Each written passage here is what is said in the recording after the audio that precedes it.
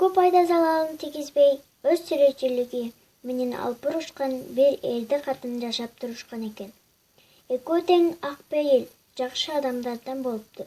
Бирок бир жаман жери эч качан бирөөнүн сөзүн аягына чейин укпастан дайым эле билебиз деп кыйкырып турушчу адаттары бар экен.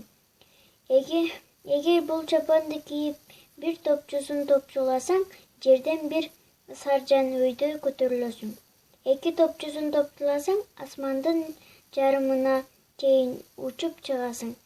3 топчусун топчулаганда андан да өйдөлөп кетесиң, дейт аларга жолуккан бир киши.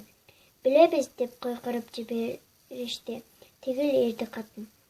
Жука чапанды үстүнө кийип топчуларынын баарын дароо топчуланат.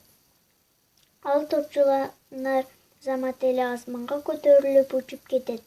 Ал эми аялы болсо менин күйөөмдүн учуп баратканын көргүлөчү, көрсөңөр боло, деп кыйкырган бойдон аңды дөңдү карабай күйөөсүнүн артынан ээрчип жүрөт.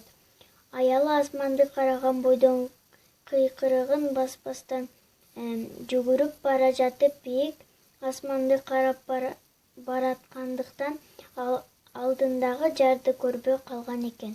Аска жардын түбүндө дарыя агып жаткан экен. Ошого түшүп кеткенде күйөөсү бүркүт болуп, аялы болсо балык болуп кетиптир деген кеп бар.